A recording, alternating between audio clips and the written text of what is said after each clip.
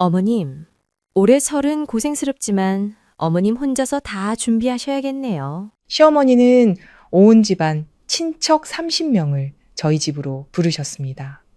제 돈으로 산 최고급 한우와 킹크랩으로 온 동네가 떠들썩할 호화로운 설날 잔치를 열겠다면서요.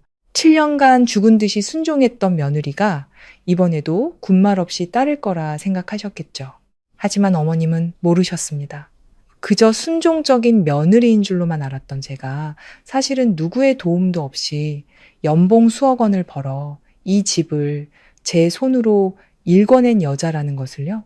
그리고 이제 저는 제 모든 것을 걸고 시어머니의 그 소중한 체면을 산산조각 낼 통쾌한 복수를 시작하려 합니다.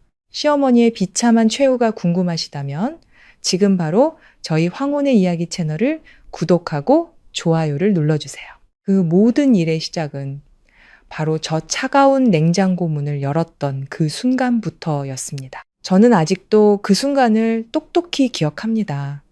냉장고 문이 열리자 하얗고 차가운 냉기가 훅 하고 얼굴에 부딪혔습니다. 한겨울에 얼음물에 손을 담근 것처럼 아주 짧은 순간 피부가 마비되는 느낌이었죠. 냉장고 안에 LED 조명이 켜지며 차가운 푸른빛을 뿜어냈습니다. 그 빛은 평범한 가정집 주방이라기보다는 고급 백화점 쇼케이스처럼 각 맞춰 정돈된 식재료 하나하나를 선명하게 비췄습니다. 집게발이 묶인 킹크랩, 다리를 곱게 접은 대게, 눈꽃 같은 마블링이 선명한 한우 등심, 투명한 랩은 조명빛을 받아 보석처럼 반짝였습니다. 모두 비싼 식재료들이었고 모두 세심하게 준비된 것들이었습니다. 원래대로라면 저와 남편 단둘이 보낼 설날을 위해서 말이죠. 예년처럼 조용하고 단출하게요. 하지만 올해는 모든 것이 달라졌습니다. 저는 장바구니를 들고 그 안으로 식재료를 하나씩 담기 시작했습니다. 제 손은 스스로도 이상할 만큼 조금의 떨림도 망설임도 없이 단단했습니다. 밤샘 야근의 흔적으로 손가락에 남은 작은 상처가 하얗게 마른 선처럼 보일 뿐이었죠. 등 뒤에서 다급한 발소리가 들려왔습니다. 슬리퍼가 타일 바닥에 끌리는 소리가 점점 더 빠르고 거칠어지더니 제 바로 뒤에서 뚝 멈췄습니다. 너 지금 뭐 하는 짓이냐? 시어머니의 목소리는 불에 댄 것처럼 날카롭게 솟구쳤습니다. 저는 돌아보지 않고 계속해서 한우 세트 한 상자를 더 장바구니에 넣었습니다. 냉동실 문을 열자 냉기는 더욱 거세게 뿜어져 나왔습니다. 마치 명령을 기다리는 병사들처럼 전복과 해삼이 가지런히 줄지어 있었습니다. 속눈썹에 서리가 맺히는 것 같았지만 저는 멈추지 않았습니다. 어머니는 바로 등 뒤에 바짝부터 서 계셨습니다. 거칠고 무거운 숨소리까지 전부 들렸죠. 마지막으로 제야의 종소리를 들으며 남편 지훈 씨와 먹으려고 아껴뒀던 눈부시게 붉은 샤인머스켓 한 상자를 꺼내 담았습니다. 그리고 장바구니에 지퍼를 채웠습니다. 뒤돌아본 냉장고는 텅 비어 있었습니다. 냉장실에는 먹다 남은 요구르트 몇 개와 고추장 반통이 전부였고 냉동실은 안쪽에 얼음 트레이까지 훤히 보일 정도로 깨끗했습니다. 저는 묵직한 장바구니 2개를 들고 미소 지었습니다. 아주 침착한 미소. 제 자신조차 낯설게 느껴질 만큼 침착한 미소였습니다. 그리고 나지막이 말했습니다. 어머님, 올해 설은 고생스럽지만 어머님 혼자서 다 준비하셔야겠네요. 어머니는 그 자리에 얼어붙었습니다. 입은 벌어졌지만 아무 말도 나오지 않았죠. 저는 어머니를 지나쳐 현관으로 향했습니다. 거실 테이블 위에는 8인용 테이블 4개를 꽉 채울 하객 명단이 빼곡히 적힌 종이가 그대로 놓여 있었습니다. 마치 선전포고처럼요. 4테이블, 2테이블도 새 테이블도 아닌 꽉 찬 4개의 테이블. 베란다에 새로 단 붉은색 청사초롱은 아직 불이 켜지지 않았습니다. 설 분위기는 이미 만들어졌지만 제 마음속에는 차가운 공허함만이 남았습니다. 신발을 갈아 신고 문을 열자 복도에 노란 센서 등이 켜졌습니다. 제 구둣발 소리가 계단에 규칙적으로 울려 퍼졌습니다. 3층쯤 내려갔을 때 위층에서 현관문이 열리는 소리가 들렸습니다. 서연아, 지훈 씨의 목소리였습니다. 저는 멈추지도 돌아보지도 않고 계속 계단을 내려갔습니다. 이 모든 일은 오늘 시작된 게 아니었습니다. 올해 설날은 조용히 보낼 수 있을 거라 믿었던 며칠 전 그날부터 시작된 일이었습니다. 그날 밤 저는 새벽 2시가 다 되어 퇴근했습니다. 사무실 건물 전체가 깜깜했지만 우리 팀 회의실만은 대낮처럼 불이 켜져 있었죠. 화이트보드는 썼다 지우기를 반복했고 빈 커피잔 4개가 책상 위를 뒹굴었습니다. 클라이언트가 3번째로 마음을 바꿨습니다. 저는 회의실 한가운데 서서 바싹 마른 목을 가다듬고 침착하게 말했습니다. 처음 안으로 다시 돌아가서 새로운 요구사항이랑 비교해봐요. 오늘 밤에 끝내야 합니다. 누구도 불평하지 않았습니다. 연말이었고 모두에게 성과급이 필요했으니까요. 새벽 1시 40분. 마침내 수정안이 완성되었습니다. 동료들은 모두 퇴근하고 저 혼자 남아 뒷정리를 했습니다. 빔 프로젝터를 끄자 스크린에 제 모습이 비쳤습니다. 헝클어진 머리, 창백한 입술, 퀭한 눈. 그때 전화가 울렸습니다. 지훈 씨였습니다. 아직 회사야? 조금 더 걸릴 것 같아. 엄마한테 전화 왔었어. 저는 순간 말을 멈췄습니다. 그래서 우리 집 와서 며칠 계시면서 설 준비 좀 도와주고 싶으시다고. 저는 차가운 벽에 머리를 기댔습니다. 언제 오신대? 내일 오후. 저는 눈을 감았습니다. 얼마나 계신데? 설 지나고까지 계시지 않을까. 긴 침묵이 흘렀습니다. 저는 시어머니의 설 준비가 무엇을 의미하는지 너무나도 잘 알았습니다. 집안 전체를 뒤집어 엎고 모든 것을 어머니의 방식대로 바꾸고 매일 밤 지쳐서 돌아오는 저를 기다렸다가 여자는 그래도 가정을 돌봐야지라며 한숨 쉬는 것. 저는 익숙했습니다. 적어도 익숙하다고 생각했습니다. 데리러 와줄래? 제가 물었습니다. 알았어. 지훈 씨가 답했습니다. 새벽 3시. 저는 빌딩 밖으로 나섰습니다. 칼날 같은 바람이 살을 내는 듯 했습니다. 지훈 씨가 차를 대기시켜 놓고 있었습니다. 차 안은 노란 불빛으로 희미하게 밝았고 조수석에는 아직 따뜻한 두유 한 잔이 놓여 있었습니다. 마셔. 저는 두유를 한 모금 마셨습니다. 달콤했습니다. 어머님 짐 많이 가져오셔? 아마도. 응. 저는 차창 밖을 바라봤습니다. 새벽의 도시는 이상할 만큼 고요했고 가로등 불빛은 마치 빛의 강처럼 길게 이어졌습니다. 작년 설날 어머니가 닷새를 머물다 가신 뒤 집을 원래대로 되돌리는데 주말 내내 꼬박 걸렸던 기억이 떠올랐습니다. 엄마가 올해 설은 어떻게 보낼 거냐고 물으시더라. 지훈 씨가 말했습니다. 이미 말씀드렸잖아. 우리 둘이 간단하게 보낼 거라고.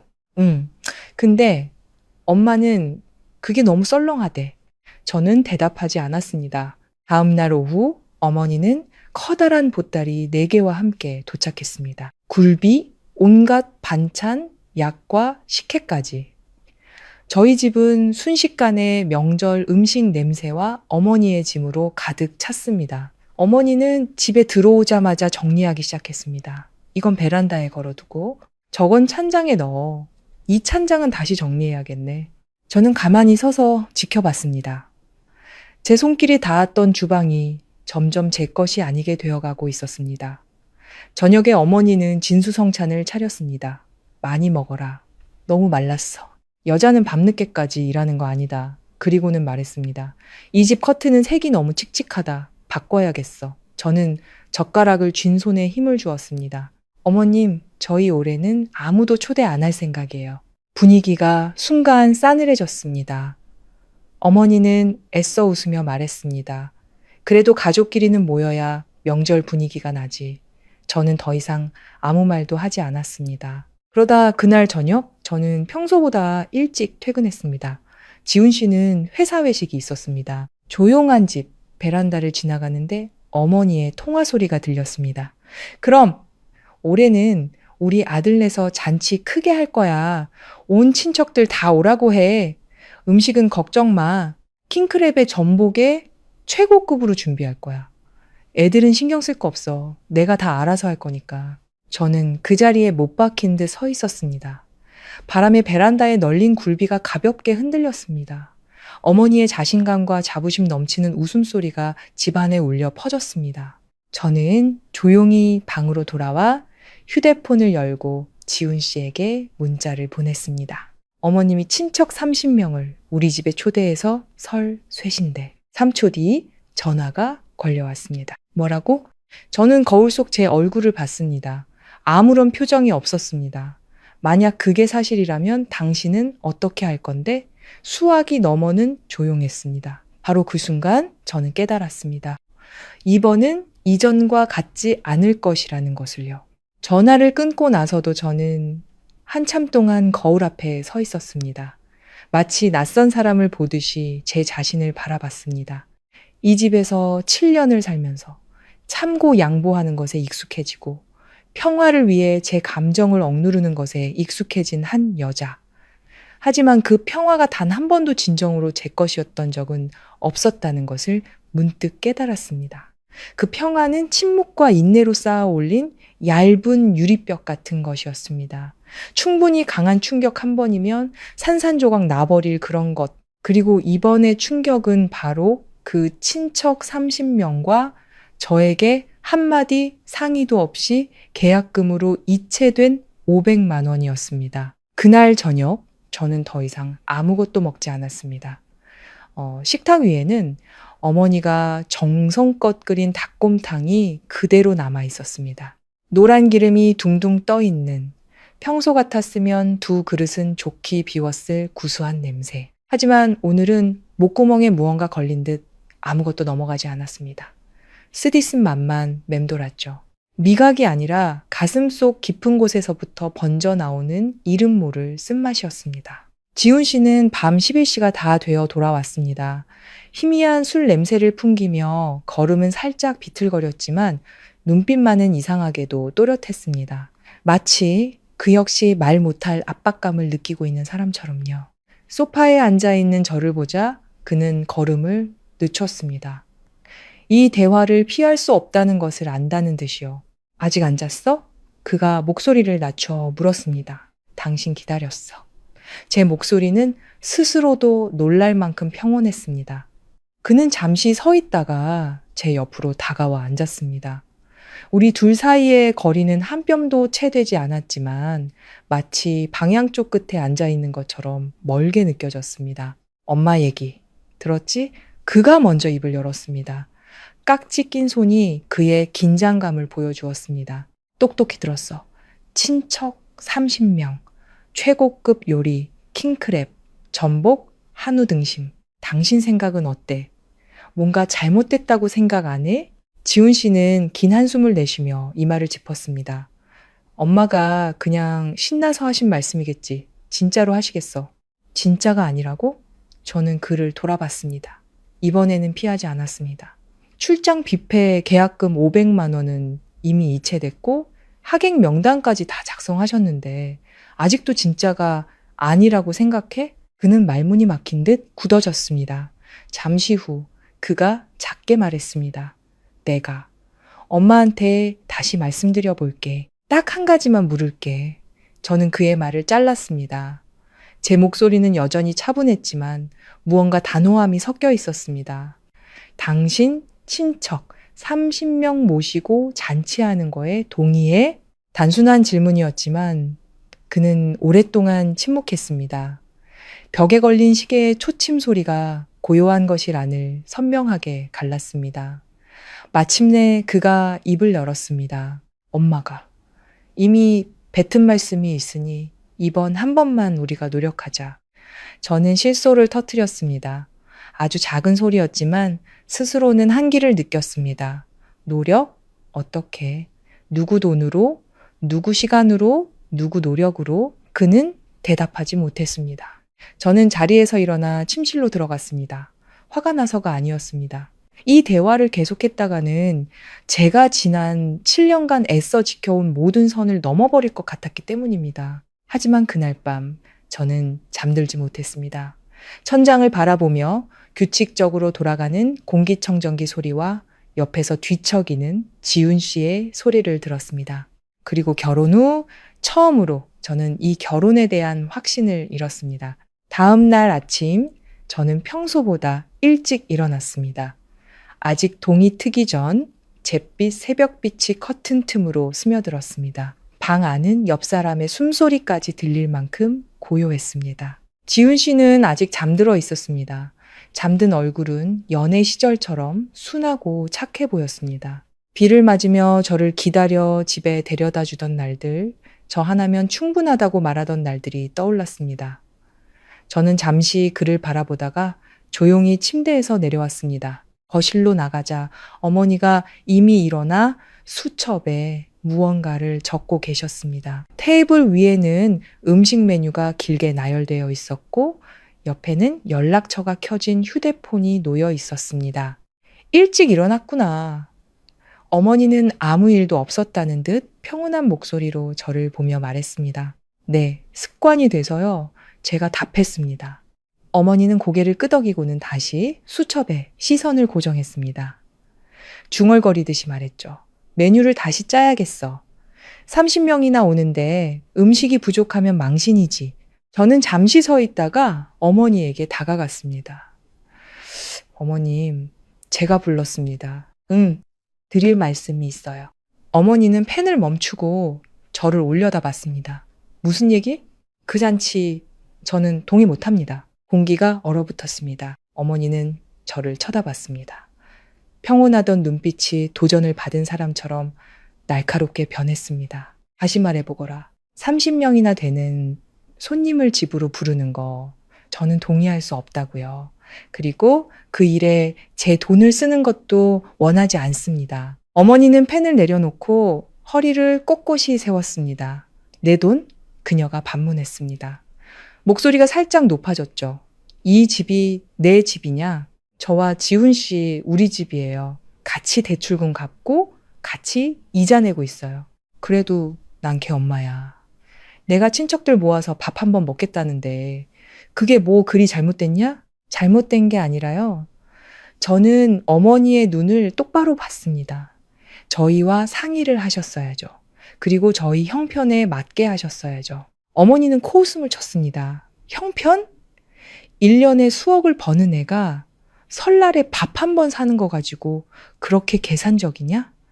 계산적인 게 아니라 제 가족에 대한 책임감 때문이에요. 저희 친정 부모님 댁 냉장고가 고장난 지 한참인데 아직 바꿔드리지도 못했어요. 그런데 다른 사람들 체면 세워주자고 몇백만 원을 쓰는 게 어머님이 보시기엔 합리적인가요? 어머니는 순간 말문이 막혔다가 이내 다시 입을 열었습니다. 네 부모님은 내년에 챙겨드리면 되지. 명절이 어디 한두 번이냐? 하지만 집안의 체면은 한 번 잃으면 끝이야. 누구의 체면 말씀이세요? 우리 집안의 체면이지? 우리 집안의 저는 포함되나요? 어머니는 저를 노려볼 뿐 대답이 없었습니다. 저는 말을 이었습니다. 만약 저도 포함된다면 왜 처음부터 저에게는 한마디도 물어보지 않으셨어요? 분위기는 무겁게 가라앉았습니다. 그때 침실문이 열리고 지훈 씨가 헝클어진 머리로 서 있었습니다. 피곤한 눈빛이었죠. 무슨 일이야? 어머니는 지훈 씨를 보자마자 목소리를 한결 부드럽게 바꾸었습니다. 아들, 내 아내 좀 봐라. 별것도 아닌 일 가지고 아침부터 난리잖니. 별것도 아니라고요? 저는 지훈 씨를 향해 돌아섰습니다. 당신도 이게 별일 아니라고 생각해? 지훈 씨는 저와 어머니를 번갈아 보며 어쩔 줄 몰라 했습니다. 그 순간 저는 이미 그의 대답을 알았습니다. 그는 제게 다가와 어깨에 손을 얹었습니다. 그럼 손님을 반으로 줄이면 어떨까? 20명 정도로만 협상하듯 부드러운 목소리였습니다. 저는 그를 보았습니다. 화가 나기보다는 지쳤습니다. 어제 이체된 계약금 500만 원은 어떻게 하고요? 제가 묻자 그는 멈칫했습니다. 어머니가 끼어들었습니다. 그 돈은 내가 내마. 걱정 마라. 언제요? 다음 달에 연금 나오면. 그럼 출장 뷔페는요? 이미 예약하셨다면서요. 예약했으니 당연히 해야지. 안 하면 계약금만 날리는 거 아니냐. 어머니가 빠르게 쏘아붙였습니다. 저는 고개를 끄덕였습니다. 모든 것이 명확해졌습니다. 이것은 상의가 아니었습니다. 선택지를 주는 것도 아니었습니다. 이미 모든 것을 결정해놓고 저에게는 통보만 한 것이었죠. 저는 주방 쪽으로 발걸음을 옮겼습니다. 냉장고 문은 여전히 열려 있었고 그 안에는 제 돈으로, 제가 밤새워 일한 대가로 제가 점심을 굶어가며 아껴서 산 식재료들이 가득했습니다. 저는 잠시 그것들을 바라보다가 양손으로 문을 활짝 열었습니다. 이번에는 망설이지 않았습니다. 한우 세트, 킹크랩, 전복, 해삼 하나씩 하나씩 꺼내 커다란 장바구니에 담았습니다. 등 뒤에서 지훈 씨의 목소리가 들렸습니다. 서연아, 너 뭐 하는 거야? 저는 대답하지 않고 냉장고가 텅 빌 때까지, 모든 것이 제자리로 돌아갈 때까지 계속했습니다. 그것들은 누군가의 잔치를 위한 장식품이 아니었으니까요. 저는 장바구니 지퍼를 올리고 어머니를 돌아봤습니다. 어머님, 제 목소리는 낮았지만 단호했습니다. 올해 설 잔치를 정하고 싶으시면 어머님께서 직접 준비하세요. 방안은 정적이 흘렀습니다. 지훈 씨는 그 자리에 얼어붙었고 어머니의 얼굴은 새빨갛게 달아올랐습니다. 하지만 저는 더 이상 아무런 감정도 느껴지지 않았습니다. 저는 묵직한 장바구니 2개를 들고 현관을 나섰습니다. 등 뒤에서 닫힌 문은 세게 닫히지 않았지만 복도 전체에 건조한 소리를 울렸습니다. 마치 너무나 오랫동안 이어져 온 무언가에 마침표를 찍는 소리처럼요. 복도의 센서 등이 켜지는 순간 저는 제 심장이 이상할 만큼 느리게 뛰고 있음을 깨달았습니다. 마치 모든 감정이 단단한 덩어리로 압축되어 더 이상 당황이나 후회를 위한 공간이 남아있지 않은 것처럼요. 저는 계단을 한 칸 한 칸 내려갔습니다. 장바구니가 다리에 스치며 바스락거리는 소리를 냈습니다. 3층쯤 내려갔을 때 위에서 문 열리는 소리와 함께 지훈 씨의 목소리가 들려왔습니다. 이전보다 더 다급하고 당황한 기색이 역력했습니다. 서연아, 잠깐만 서봐. 얘기 좀 해. 저는 멈춰 섰습니다. 바로 돌아보지 않고 몇 초간 숨을 고르며 마음을 다잡은 뒤에야 몸을 돌려 위를 올려다 봤습니다. 지훈 씨는 계단참에 서 있었습니다. 헝클어진 머리, 급하게 입은 옷 등. 저를 내려다보는 그의 눈빛은 걱정과 당혹감으로 가득했습니다. 마치 상황이 자신의 통제를 벗어났다는 것을 이제야 깨달은 사람처럼요. 어디 가는 거야? 그가 물었습니다. 이것들 좀 처리하러. 집에 둬봤자 쓸 일도 없을 테니까. 저는 장바구니를 살짝 들어보였습니다. 그렇게까지 할 필요는 없잖아. 엄마랑 다시 얘기해 볼 수 있어. 꼭 이렇게 해야 해? 그가 몇 계단 내려오며 애원하듯 목소리를 낮췄습니다. 저는 그의 눈을 똑바로 쳐다봤습니다. 방금 전까지 이번 한 번만 노력하자고 했잖아. 그런데 이제 와서 이렇게까지 할 필요는 없다고? 도대체 당신이 원하는 게 뭐야? 그는 할 말을 잃었습니다. 단순한 질문이었지만 그는 대답하지 못했죠. 저는 가볍게 한숨을 쉬었습니다. 분노가 아니라 깊은 피로감 때문이었습니다. 이번만 넘어가자. 조금만 양보하자. 가족을 위해 참자고 스스로를 다독였던 수많은 순간들이 쌓여 더 이상은 감당할 수 없는 무게가 되어버린 것입니다. 지훈 씨. 제가 천천히 말했습니다. 당신은 나쁜 사람이 아니야. 하지만 항상 가장 쉬운 방법을 선택하지. 바로 내가 희생하는 방법. 그는 무언가 말하려다 입을 다물었습니다. 저는 몸을 돌려 다시 계단을 내려가기 시작했습니다. 이번에는 그가 저를 부르지 않았습니다. 주차장으로 내려와 차문을 열고 장바구니를 뒷좌석에 놓았습니다. 운전석에 앉았지만 바로 시동을 걸지는 않았습니다. 핸들 위에 2손을 얹고 조용히 앞을 바라봤습니다. 아침 햇살이 앙상한 나뭇가지들 위로 쏟아져 내리며 밝지만 차가운 풍경을 만들고 있었습니다. 휴대폰이 울렸습니다. 지훈 씨였습니다. 저는 화면을 몇 초간 바라보다가 전원을 꺼버렸습니다. 화가 나서가 아니었습니다. 지금은 무슨 말을 해도 아무것도 바뀌지 않을 거라는 걸 알았기 때문입니다. 저는 시동을 걸어 아파트 단지를 빠져나왔습니다. 회사로도 집으로도 향하지 않았습니다. 차는 강 근처 신선한 식재료를 전문적으로 매입하는 수산물 시장으로 향했습니다. 아주 현실적인 결정이었습니다. 이 식재료들을 썩힐 수는 없었고 집으로 다시 가져가고 싶지도 않았으니까요. 차를 세우자 중년의 남자가 다가와 장바구니를 한 번, 그리고 저를 한 번 쳐다봤습니다. 처분하시게요? 네. 저는 덤덤하게 대답했습니다. 그는 장바구니를 열어 내용물을 확인하고는 고개를 끄덕였습니다. 물건 좋네요. 아직 신선하고 제가 다 사드릴게. 얼마든 상관없어요. 빨리만 처리해 주세요. 남자는 무언가 묻고 싶은 눈치였지만 이내 가게 안으로 들어가 돈을 가져왔습니다. 저는 돈을 세어보지도 않고 주머니에 넣은 뒤 돌아섰습니다. 모든 것이 아주 빠르고 간결하게 끝났습니다.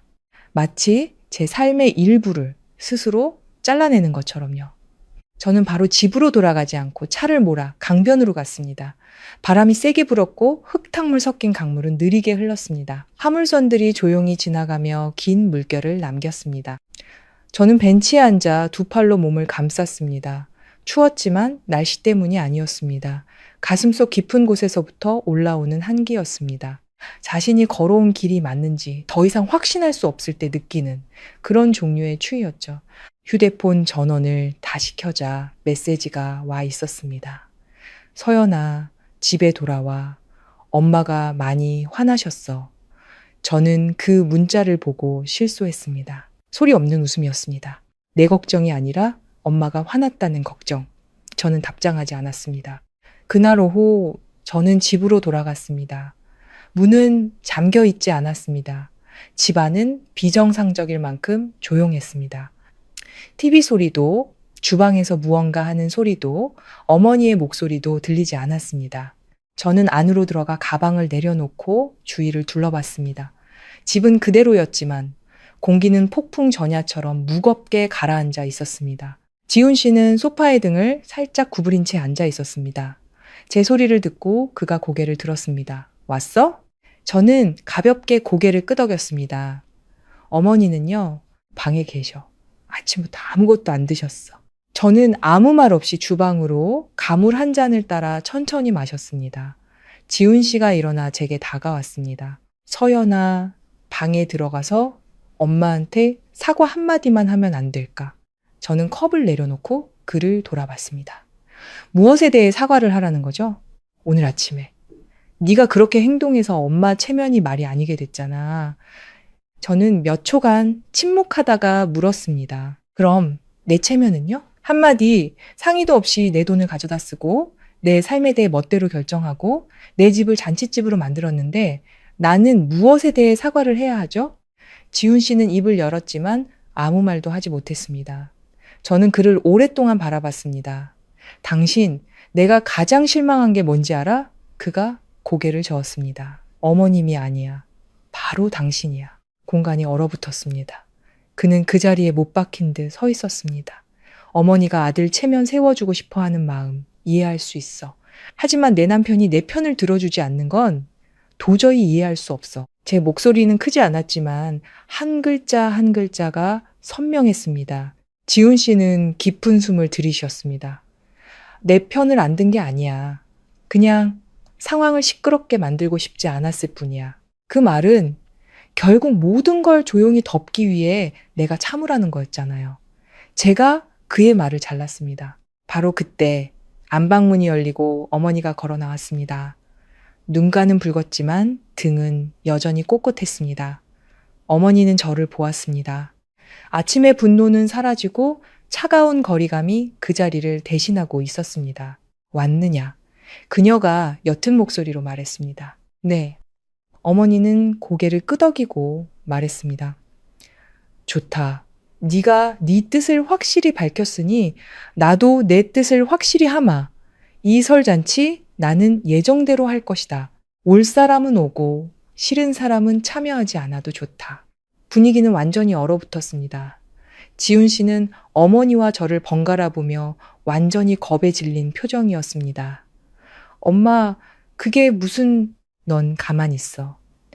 어머니는 손을 들어 지훈 씨의 말을 막았습니다. 이 늙은 어미가 그저 번듯한 설 한번 쇠고 싶다는데 누구한테 부탁하는 것도 아니고 신세 지는 것도 아니잖니. 그리고는 저를 향해 돌아섰습니다.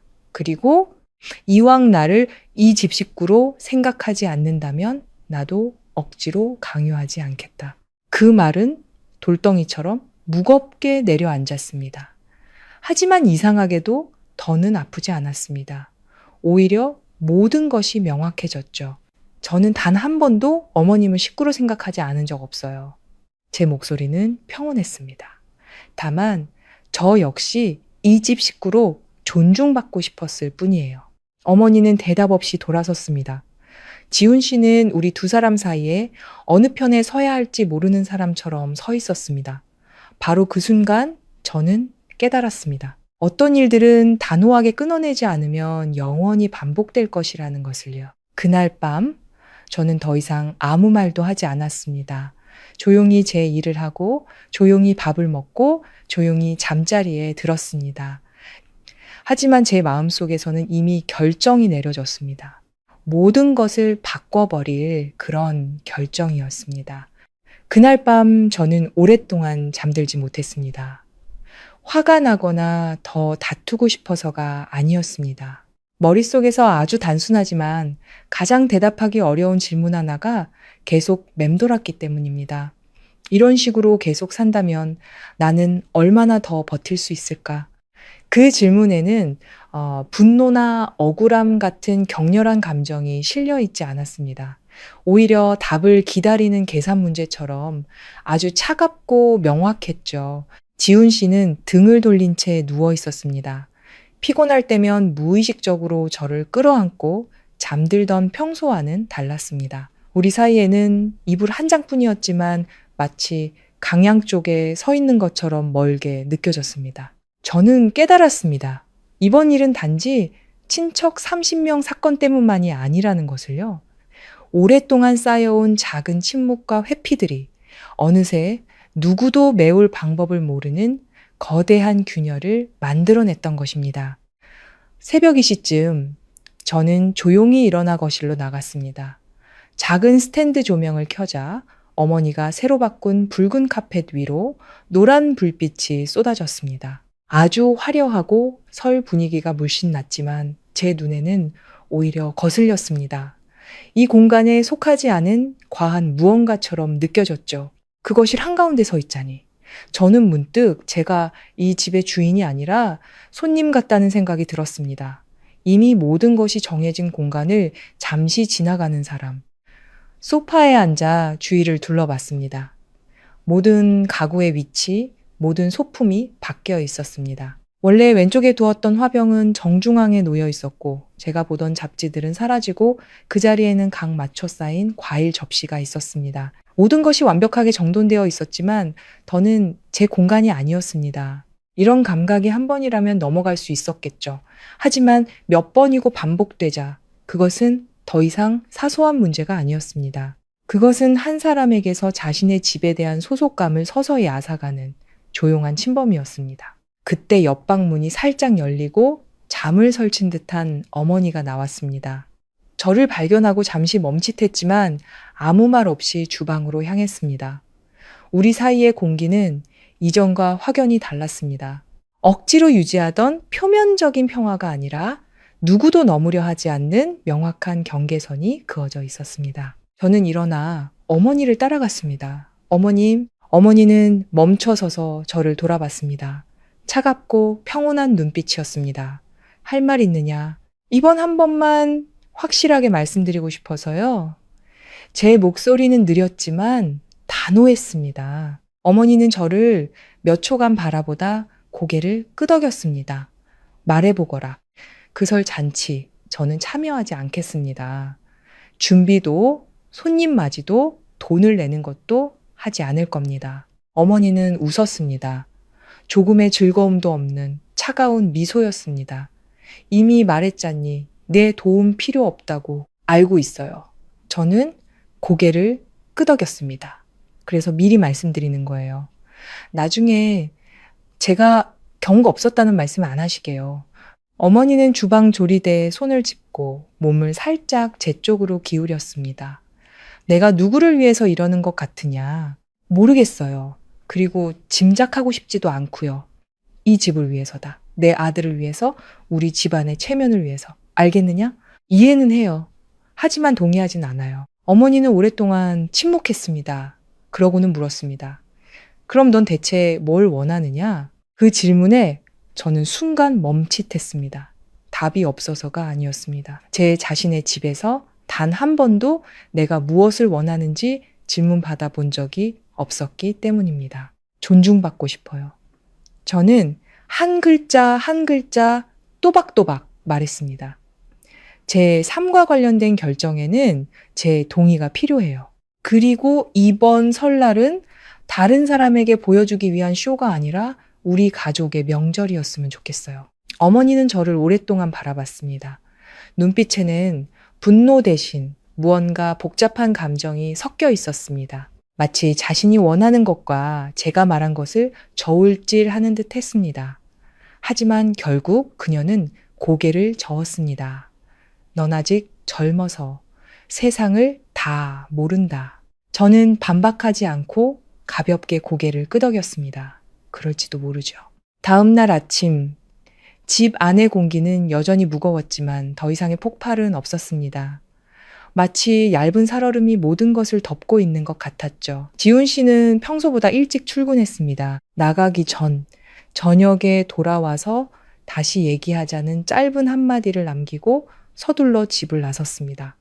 저는 그를 붙잡지 않았습니다. 준비되지 않은 사람과의 대화는 얼마나 길게 하든 소용이 없다는 것을 알았으니까요. 어머니는 아무 일도 없었다는 듯 여전히 바쁘게 움직였습니다. 전화를 하고 명단을 정리하고 메뉴를 짜면서요.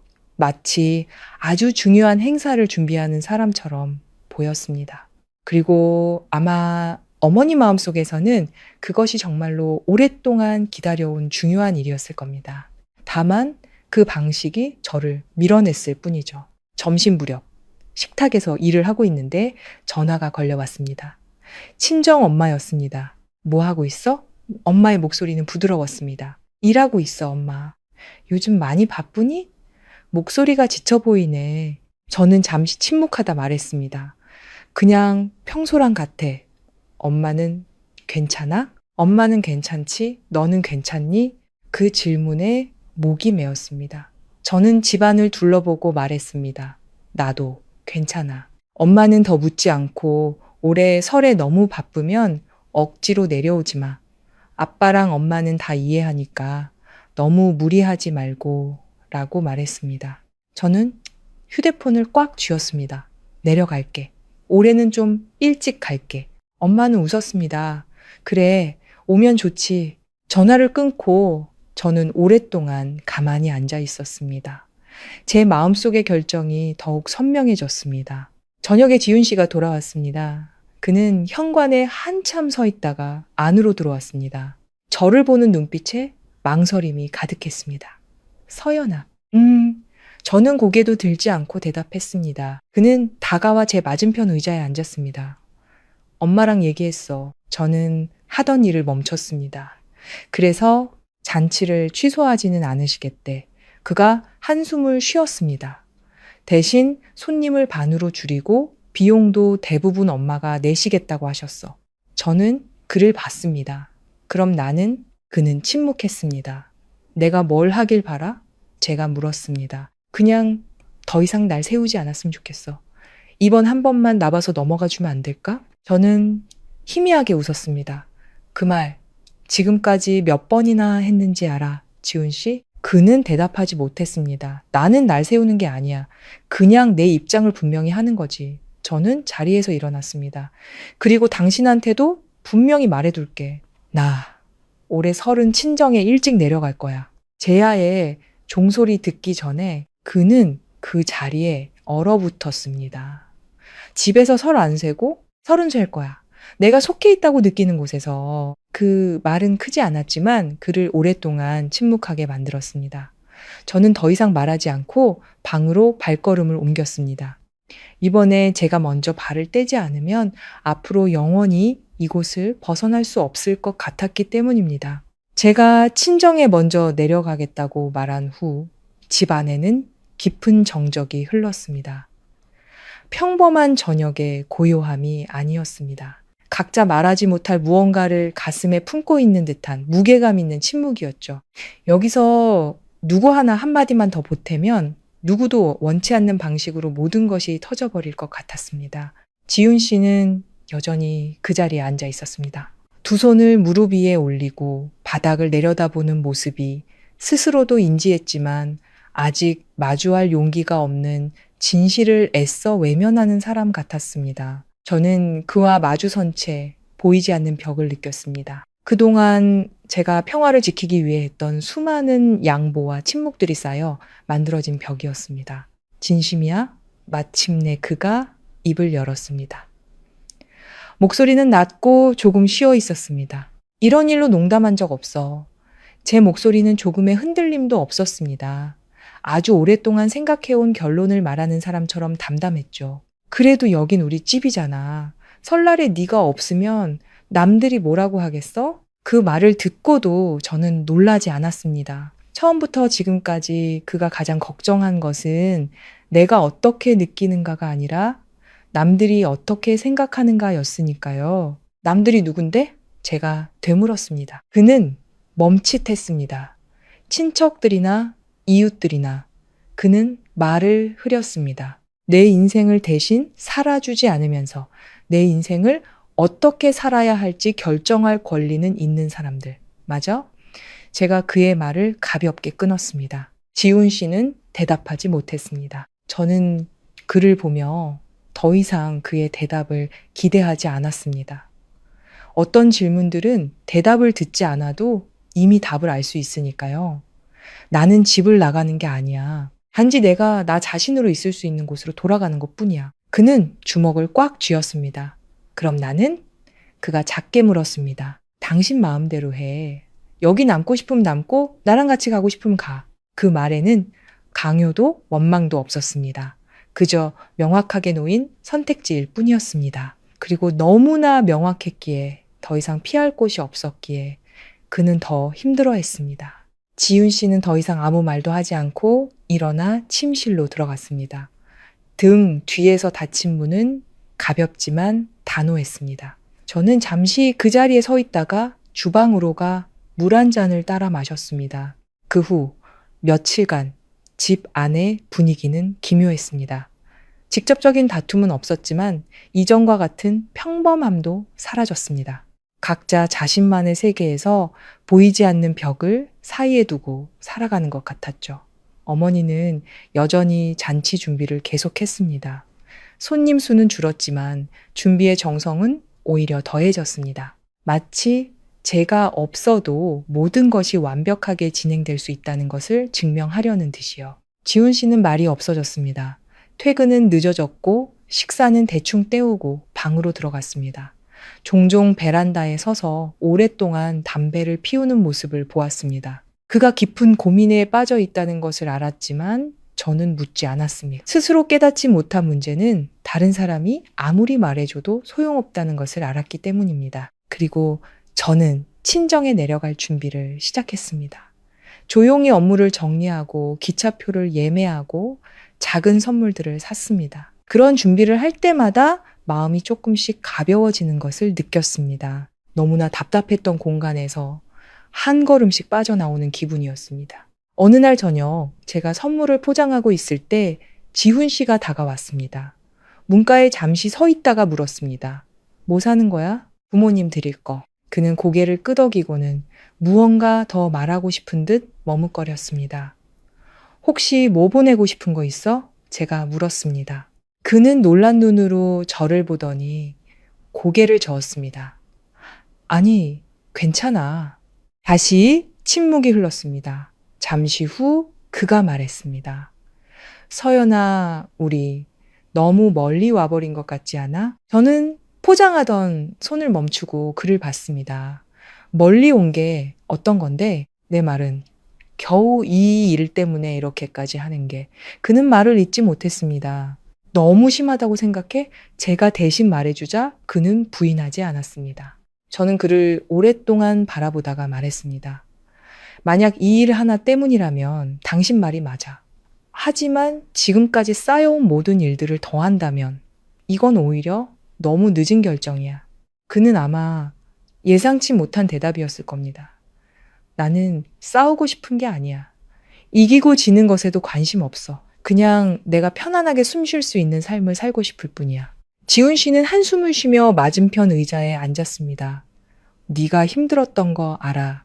하지만 우리 엄마도 나쁜 분은 아니잖아. 어머님이 나쁜 분이라고 말한 적 없어. 단지 어머님의 방식이 내가 받아들일 수 없는 것일 뿐이야. 그럼 내가 어떻게 하길 바라? 그의 목소리에는 무력감이 섞여 있었습니다. 저는 잠시 생각하다 말했습니다. 나는 당신이 오른편에 서길 바라. 그는 이해하지 못하는 표정이었습니다. 내 편을 들어달라는 게 아니야. 그냥 상식적이고 합리적인 편에서 달라는 거야. 그 말에 그는 오랫동안 침묵했습니다. 저는 그를 재촉하지 않았습니다. 이틀 뒤 설을 앞두고 멀리 사는 친척들이 돕겠다며 미리 찾아왔습니다. 집 안은 시끌벅적해졌습니다. 웃음소리, 서로를 부르는 소리, 주방에 다그락거리는 소리, 모든 것이 전형적인 명절의 풍경이었습니다. 하지만 제게는 제가 참여하고 싶지 않은 한편의 연극처럼 느껴졌습니다. 저는 인사를 하고 예의를 지켰지만 자리에 오래 머물지는 않았습니다. 그리고 저를 향한 사람들의 호기심 어린 시선, 수군거림을 느꼈지만 더는 신경 쓰지 않았습니다. 그날 밤 모두가 잠든 후 저는 캐리어를 꺼내짐을 싸기 시작했습니다. 지훈 씨는 문가에 서서 저를 오랫동안 지켜봤습니다. 정말 가는 거야? 말했잖아. 그가 다가와 말했습니다. 아직 결정을 못 내렸어. 강요 안 해. 저는 고개도 들지 않고 대답했습니다. 그가 물었습니다.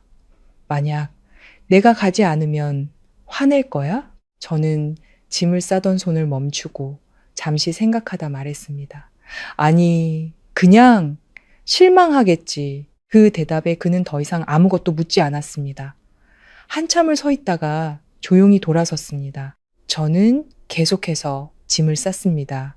옷 하나, 물건 하나를 캐리어에 담을 때마다 무언가로부터 한 걸음씩 멀어지는 기분이었습니다. 이번에는 뒤돌아보지 않을 것이었습니다. 다음날 아침 제가 캐리어를 끌고 방을 나섰을 때 집안은 이미 사람들 소리로 왁자지껄했습니다.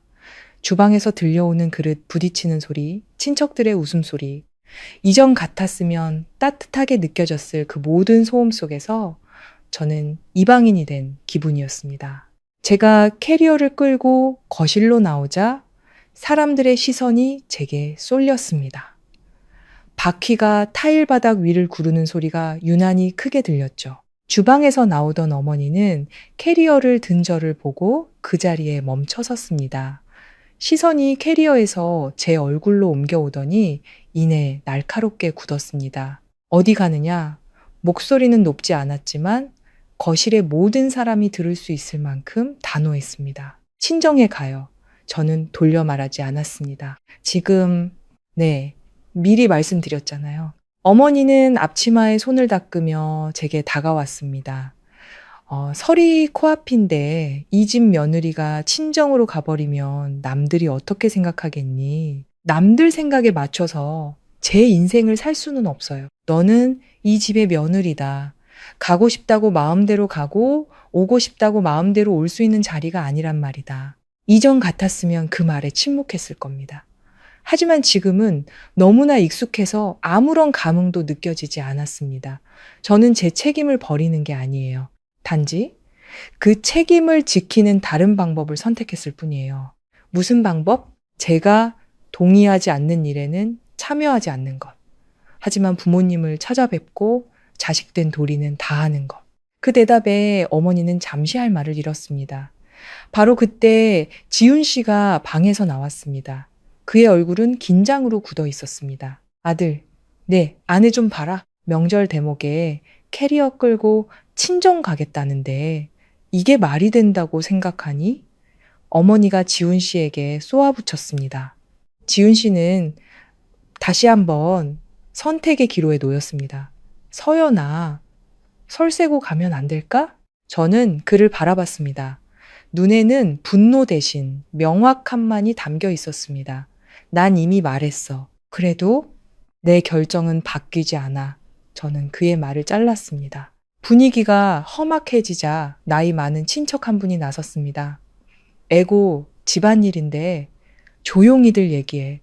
좋은 날에 이게 무슨 소란이야. 그 말은 상황을 진정시키려는 듯 했지만 결국 이 모든 것이 남들 보기에 부끄러우니 조용히 덮으라는 의미로 들릴 뿐이었습니다. 좋다.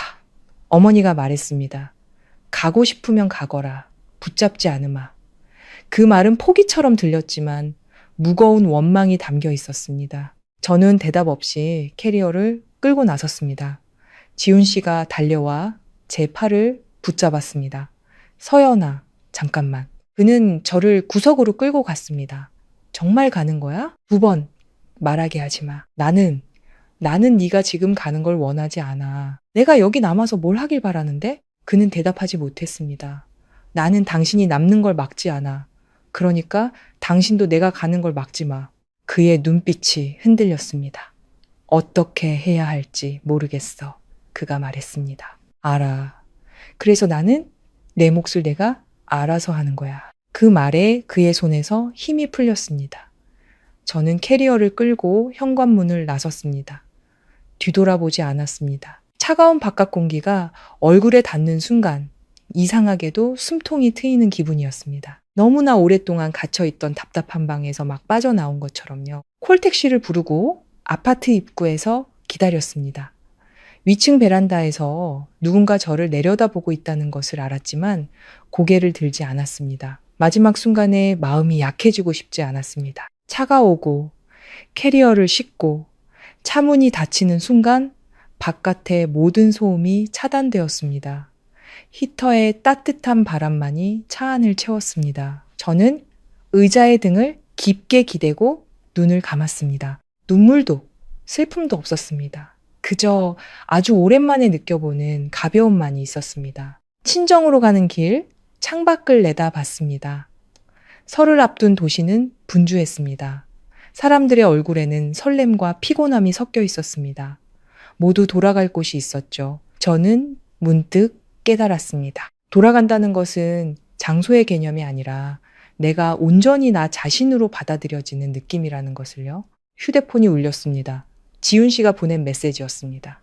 미안해. 저는 읽고 답장하지 않았습니다. 용서하지 않아서가 아니었습니다. 이 상황에서 그 사과는 너무 늦었기 때문이었습니다. 차가 친정집 앞에 멈췄습니다.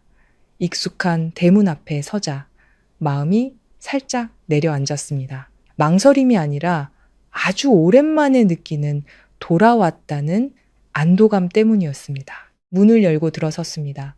엄마, 아빠, 저 왔어요. 엄마가 집 안에서 뛰어나왔습니다. 어머, 서연이 아니니?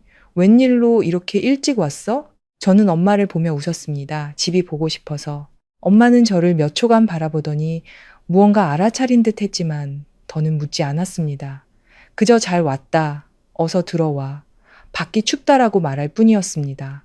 집 안으로 들어서 캐리어를 내려놓고 깊은 숨을 들이쉬었습니다. 그리고 며칠 만에 처음으로 저는 정말로 숨을 쉬는 것 같았습니다. 친정집에서의 며칠은 잠을 보충하고 엄마가 해주는 밥을 먹고 작은 마당을 내다보며 멍하니 앉아있는 것으로 채워졌습니다. 엄마는 많은 것을 묻지 않았습니다. 그저 밥 더 먹어라. 얼굴이 반쪽이 됐네. 잘 때 창문 꼭 닫고. 자, 감기 든다 같은 평범한 말들을 건넸습니다. 그 평범함이 아무런 노력도 연기도 필요 없는 그 자연스러움이 제게는 너무나 큰 위로가 되었습니다. 아버지는 말이 없으셨지만 아침마다 따뜻한 차를 끓여 저를 부르셨습니다. 부녀는 나란히 앉아 별다른 말 없이 그저 조용한 아침을 함께 했습니다. 아버지는 제가 말하고 싶지 않은 이야기가 있다는 것을 아셨고 그것을 존중해 주셨습니다. 사흘째 되던 날 정신을 좀 차렸을 때 전화가 걸려왔습니다. 지훈 씨였습니다. 이번에는 전화를 받았습니다. 서연아. 그의 목소리는 평소보다 낮고 지쳐 있었습니다. 괜찮아? 괜찮아. 잠시 침묵이 흘렀습니다. 집에 사람 많아. 친척들 거의 다 오셨어. 그렇겠지. 엄마는 계속 바쁘셔. 하루 종일 앉아 계시질 못해. 저는 아무 말도 하지 않았습니다. 서연아, 그가 다시 불렀습니다. 미안해. 저는 그 사과의 더는 아무런 감흥도 느끼지 못했습니다. 이미 사과했잖아. 하지만 내가 달라진 게 없으니까 내가 너한테 잘못한 것 같아. 저는 숨을 가볍게 내쉬었습니다. 당신이 잘못한 거 맞아. 이번 일 때문이 아니라 항상 아무것도 하지 않는 걸 선택했기 때문에. 수학이 넘어는 오랫동안 조용했습니다. 나는 이제 사과가 필요한 게 아니야. 변화가 필요해. 알아. 그런데 어디서부터 시작해야 할지 모르겠어. 오른편에 서는 것부터. 어려워, 서연아. 우리 엄마잖아. 내가 언제 당신더러 엄마랑 등지라고 했어? 단지 나랑 등지지만 말아달라는 거야. 그 말에 그는 또다시 침묵했습니다. 돌아올 거야? 그가 물었습니다. 저는 마당에서 빨래를 널고 있는 엄마의 모습을 봤습니다. 햇살에 희끗희끗한 엄마의 머리카락이 비쳤습니다. 아주 평범한 그 모습에 마음이 평온해졌습니다. 설 지나고 올라갈게. 같이 설 안 세고 그의 목소리에 실망감이 묻어났습니다. 말했잖아. 나는 내가 편안한 곳에서 설을 세고 싶다고. 그는 더 이상 아무 말 없이 응하는 짧은 대답과 함께 전화를 끊었습니다. 그날 오후 엄마를 도와 음식을 준비하는데 모르는 번호로 전화가 걸려왔습니다. 남편의 고모였습니다. 서연이냐? 네, 고모님 안녕하세요. 친정에 내려갔다며? 그러면 못 쓴다 얘. 설 대목에 며느리가 시댁에 없고 남들이 보면 뭐라고 하겠니? 저는 희미하게 웃었습니다. 사람들이 어떻게 생각할지 알아요, 고모님. 하지만 저도 제 나름의 이유가 있어요. 무슨 이유가 명절보다 중요하단 말이냐. 저는 잠시 침묵하다 말했습니다. 제 삶의 방식에 관한 문제예요. 고모는 아마 이런 대답을 예상하지 못했을 겁니다. 너 아직 젊어서 그래.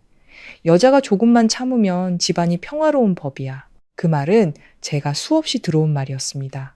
이전에는 항상 고개를 끄덕이며 그래야 한다고 스스로를 다독였죠. 하지만 지금은 더는 그 말이 맞다고 생각되지 않았습니다. 저는 아주 오랫동안 참아왔어요, 고모님. 그리고 깨달았어요. 계속 참기만 하는 건 가정을 지키는 게 아니라 제 자신을 잃는 거라는 걸요. 고모는 더 이상 아무 말도 하지 않고 알아서 생각해라는 짧은 말을 남기고 전화를 끊었습니다. 저는 아무 일 없었다는 듯 계속해서 채소를 썰었습니다.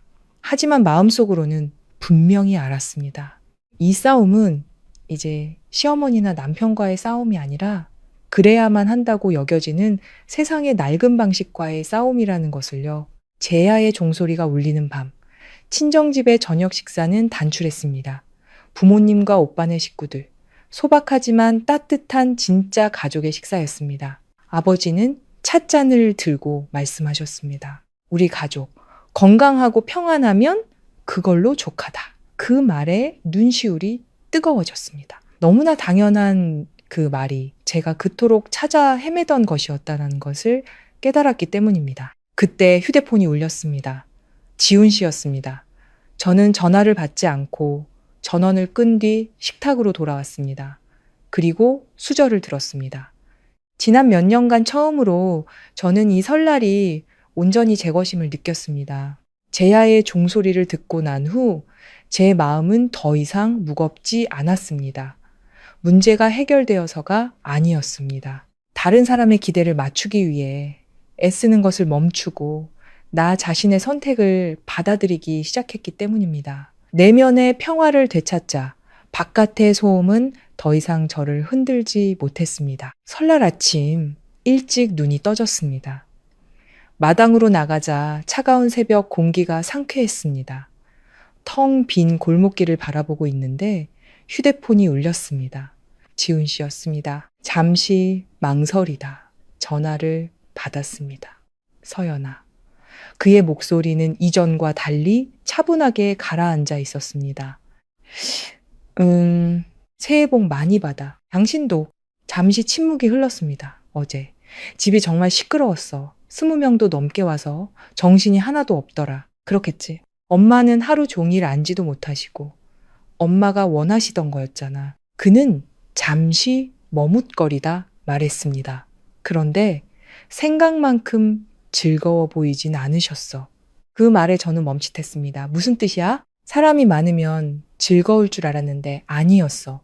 너무 피곤하고 시끄럽고 다들 자기 얘기만 하고 서로 비교하고 질문만 하고 진심으로 서로에게 관심 있는 사람은 아무도 없더라. 저는 잠자코 들었습니다. 누가 네가 왜 안 왔냐고 묻더라. 뭐라고 대답해야 할지 몰랐어. 바빴다고 했어. 그가 답했습니다. 저는 희미하게 웃었습니다. 틀린 말은 아니네. 그가 한숨을 쉬었습니다. 서연아. 나 이제 좀 알 것 같아. 나는 당신이 단번에 이해하길 바라지 않아. 단지 내 감정을 부정하지만 말아줘. 어머니가 어제 손님들 다 가고 나서 혼자 앉아 계셨어. 저는 그 장면을 상상했습니다. 연민이 들지 않은 것은 아니었지만 예전처럼 마음이 약해지지는 않았습니다. 그래서 내가 같이 치우려고 했는데 그냥 들어가서 자라고만 하시더라. 엄마도 많이 지쳐 보였어. 누구나 자기 선택에 대한 결과는 스스로 감당해야 하는 거니까. 제 말은 차가웠지만 사실이었습니다. 그는 반박하지 않았습니다. 돌아올 거야? 그가 다시 물었습니다. 저는 마당에서 나무에 물을 주고 계신 아버지를 바라봤습니다. 설 지나고. 그 후로 저는 친정집에서 느리고 평온한 시간을 보냈습니다. 지훈 씨에게서는 가끔 짧은 문자가 왔습니다. 오늘은 혼자 밥을 해 먹었다. 베란다를 청소했다. 네가 심은 화초는 아직 잘 있다. 짧은 문장들이었지만 그가 아주 작은 것부터 변화하려 노력하고 있다는 것을 느낄 수 있었습니다. 그러던 어느 날 어머니에게서 전화가 왔습니다. 목소리는 지쳐 있었고 날카로움은 사라져 있었습니다. 나 있는 곳에 있느냐? 네, 어머님. 이쪽은 이제 다 정리됐다. 손님들도 다 갔고. 잠시 침묵하다 그녀가 물었습니다. 언제 올 거냐? 설 연휴 끝나고 올라갈게요. 그래. 어머니는 잠시 말을 멈췄다가 어렵게 입을 열었습니다. 그날. 나한테 화 많이 났었니? 저는 잠시 생각하다 말했습니다. 화나지 않았어요. 단지 동의하지 않았을 뿐이에요. 수화기 너머로 어머니의 작은 한숨 소리가 들렸습니다. 네 말이 틀린 건 아니었다. 내가 너무 내 생각만 했지. 모든 걸 내 마음대로 결정하는 게 버릇이 돼서 내 기분은 생각 못했다. 그 말은 가벼웠지만 제가 결코 들을 수 없을 거라 생각했던 말이었습니다. 저도 처음부터 확실히 말씀드리지 못한 잘못이 있어요. 그래. 아무튼 며칠 더 푹 쉬다가 오고 싶을 때 오너라. 전화가 끊겼습니다. 저는 기쁘거나 안도하기보다는 굳게 닫혔던 문틈으로 작은 빗줄기가 새어 들어오는 것을 느꼈습니다. 어머니와의 통화 후 제 마음속에서는 무언가 아주 미세한 변화가 일어났습니다. 닫혔던 문틈으로 빛이 새어 들어온 것처럼 희망이 보이기 시작한 것이죠. 설 연휴가 끝나갈 무렵 저녁 식사를 하던 중에 지훈 씨에게서 전화가 왔습니다. 나 지금 혼자 집에 있어. 어머니는요, 고향에 내려가셨어. 피곤하다고 며칠 쉬고 오신대. 저는 잠시 침묵했습니다. 그 모든 소란이 끝난 뒤 홀로 뒷정리를 하고 결국 지쳐서 떠나버린 어머니의 모습이 그려졌습니다. 집이 너무 조용해 어색할 정도로. 그가 말했습니다. 냉장고 다시 정리했어. 예전처럼 우리가 먹을 것들로만 간단하게 채워놨어. 그의 말은 크지 않았지만 제 마음에 작은 파문을 일으켰습니다. 네가 떠난 날부터 지금까지 계속 생각했어. 그가 말을 이었습니다. 무슨 생각을 했는데? 내가 틀렸었다는 생각. 그 말은 아주 느리고 선명하게 들려왔습니다. 집에 사람이 북적일 때 나는 오히려 가장 외로웠어. 내가 그 자리에 없는 것 같았어. 그냥 억지로 웃고 의미 없이 대답하면서 내가 뭘 하고 있는 건지도 몰랐어. 저는 그의 말을 끊지 않았습니다. 만약 네가 거기 있었다면 너는 나보다 훨씬 더 힘들었을 거라는 걸 깨달았어. 다시 시작하고 싶어, 서연아. 무엇을? 우리 사는 방식. 내가 너를 대하는 방식. 그는 잠시 말을 멈췄다가 다시 이었습니다. 한 번에 바뀌겠다고 약속은 못해. 하지만 시작은 할게. 더 이상 피하지 않고 너 혼자 모든 걸 짊어지게 하지 않는 것부터. 그 말은 단순했지만 제가 너무나 오랫동안 기다려온 말이었습니다. 바로 믿지는 않을 거야. 알아. 바라지도 않아. 그냥 기회를 줬으면 좋겠어. 저는 오랫동안 침묵하다 말했습니다. 기회는 달라고 해서 얻어지는 게 아니야. 당신이 어떻게 하는지 내가 지켜볼게. 그의 대답은 아주 작았지만 그 안에 담긴 무게를 느낄 수 있었습니다. 그 후 며칠간 지훈 씨는 약속대로 아주 작은 것들부터 바꾸기 시작했습니다. 제가 좋아하는 커피를 내려놓거나 말없이 집안일을 돕는 것처럼요. 시어머니께서는 더 이상 전화하지 않으셨지만 저 역시 그 침묵을 존중했습니다.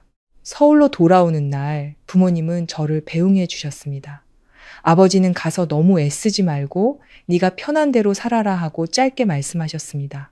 그 말이 제게는 큰 힘이 되었습니다. 아파트 앞에 도착했을 때 모든 것은 제가 떠날 때와 같았지만 어딘가 낯설게 느껴졌습니다. 문을 열고 들어서자 집안은 놀라울 만큼 고요하고 정돈되어 있었습니다. 주방에 있던 지훈 씨가 저를 보고 말했습니다. 왔어? 우리는 어색하게 서로를 바라봤습니다. 그는 다가와 제 캐리어를 받아 방 안으로 옮겨주었습니다. 저녁 식탁에는 소박한 반찬 2-가지가 차려져 있었습니다. 화려한 진수성찬보다 그 평범한 집밥이 제게는 훨씬 더 따뜻하게 다가왔습니다. 식사 후 그는 말없이 설거지를 시작했습니다. 제가 도우려고 하자 그는 너는 쉬어. 내가 할게 라고 말했습니다. 저는 잠시 그를 바라보다가 소파에 앉았습니다. 그가 정말로 변하고 있는지 지켜보고 싶었습니다. 그날 밤 시어머니에게서 전화가 왔습니다. 목소리는 한결 부드러워져 있었습니다. 집은 괜찮으냐? 네, 괜찮아요. 지훈이가 뭔가 달라졌다고 하더구나. 노력하고 있어요. 그 녀석이 원래 착하기만 하고 결단력이 없지. 어머니는 한숨 섞인 목소리로 말했습니다. 네가 돌아왔으니 이제 잘 살아보거라. 그날 밤 잠들기 전 지훈 씨가 말했습니다. 모든 게 단번에 좋아질 거라고 약속은 못해. 하지만 앞으로 무슨 일이 생기면 이렇게 되기 전에 우리 솔직하게 얘기하자. 저는 고개를 끄덕였습니다. 나도 더 이상 침묵하지 않을 거야. 그의 눈빛은 더 이상 피하지 않았습니다. 그 침묵 속에서 우리는 아주 느리지만 진실된 시작을 함께하고 있었습니다. 그 후로 우리의 삶은 조금씩, 아주 조금씩 변해갔습니다. 주말에 우리는 함께 저희 부모님 댁에 보낼 새 냉장고를 사러 갔습니다. 지훈 씨는 가장 좋은 제품을 고르며 이건 내가 진작 했어야 할 일이야 라고 말했습니다. 그의 행동 하나하나에서 이전에는 볼 수 없었던 진심과 책임감을 느낄 수 있었습니다. 어느 주말 지훈 씨가 말했습니다. 이번 주말에 엄마 보러 같이 갈래? 그 질문에는 강요나 압박이 없었습니다. 저는 잠시 생각하고 답했습니다. 갈게. 대신 예전처럼은 안 해. 내가 동의하지 않는 일에는 분명히 말할 거고 내 의견을 존중해 줘야 해. 알아. 그리고 이번에는 내가 네 옆에 설게. 시골집에 도착했을 때 어머니는 문 앞에서 우리를 기다리고 있었습니다. 저를 보는 눈빛은 이전과 달랐습니다. 더 이상 날카롭거나 탐색하는 듯한 시선이 아니었죠. 저녁을 먹고 부엌에서 단둘이 설거지를 할 때 어머니가 무심코 말했습니다. 그때 내 말이 맞았다. 모든 상의를 하고 했어야 했는데 너도 너무 참지 말고 진작 말하지 그랬니? 그것은 완벽한 사과는 아니었지만 우리에게는 충분한 것이었습니다. 우리는 더 이상 많은 말을 하지 않았습니다. 그저 묵묵히 그릇을 닦으며 서로의 존재를 인정하고 있었습니다. 돌아오는 차 안에서 저는 창밖을 바라봤습니다. 지훈 씨가 조용히 말했습니다. 고마워. 뭐가? 포기하지 않아줘서. 당신 때문이 아니야. 나 자신을 위해서였어. 그는 희미하게 웃었습니다. 알아. 그래도 고마워. 저는 문득 깨달았습니다. 결혼이란 완벽한 사람을 만나는 것이 아니라 불완전한 두 사람이 서로를 위해 기꺼이 변화하는 과정이라는 것을요. 어느 날 저녁, 저는 텅 비었던 냉장고 앞에 서 있었습니다. 문을 열자 평범한 식재료들이 소박하게 채워져 있었습니다. 저는 계란 하나를 꺼내 들며 모든 것을 비워냈던 그날을 떠올렸습니다. 어머님, 올해 설은 어머님 혼자서 다 준비하셔야겠네요. 그때 저는 무언가를 끝내고 있다고 생각했습니다. 하지만 아니었습니다. 그것은 시작이었습니다. 제가 바로 서기 위한 시작, 지훈 씨가 제 옆에 서기 위한 시작, 그리고 시어머니가 귀 기울이는 법을 배우기 위한 시작이었습니다. 주방 문가에 서 있던 지훈 씨가 저를 보며 물었습니다. 뭐 먹을까? 저는 웃으며 대답했습니다. 간단하게 먹자. 그가 고개를 끄덕였습니다. 간단한 게 제일 좋지. 저는 알았습니다. 앞으로 우리 삶에는 더 이상 화려한 8인용 테이블 4개짜리 잔치는 없을 것입니다. 대신 소박한 저녁 식사와 솔직한 대화, 그리고 서로를 지탱해주는 작은 변화들이 있을 것입니다. 그리고 그것만으로도 가족이 함께 나아가기에는 충분했습니다. 인생의 어떤 이야기들은 거대한 사건이 아니라 밥 한 끼, 냉장고 하나, 혹은 아주 사소한 결정에서 시작됩니다. 하지만 그 작은 것들이 존중받지 못할 때 관계는 뿌리부터 서서히 썩어 들어갑니다. 이 이야기는 누가 이기고 지는 이야기가 아닙니다. 한 여성이 가족 안에서 자기 자신을 지키기 위해 바로 서는 법을 배우고, 한 남성이 말뿐이 아닌 행동으로 성장하는 법을 배우며, 한 어머니가 사랑이란 통제가 아닌 경청임을 깨닫는 여정입니다. 우리는 종종 희생이 행복을 지키는 길이라 믿습니다. 하지만 끝없는 희생은 사랑이 아니라 자기 자신을 잃는 길이 될 뿐입니다. 때로는 아니요 라고 말할 용기가 나 자신과 주변 사람 모두를 위한 진정한 성장의 시작이 됩니다. 여러분의 이야기는 어떤가요? 이 이야기 속에서 당신의 모습을 발견했다면 서로를 탓하기보다 이해하기 위해 한 걸음 더 다가서는 계기가 되기를 바랍니다. 때로는 단 한 사람의 변화가 관계 전체를 바꾸기도 하니까요. 이야기 끝까지 들어주셔서 감사합니다.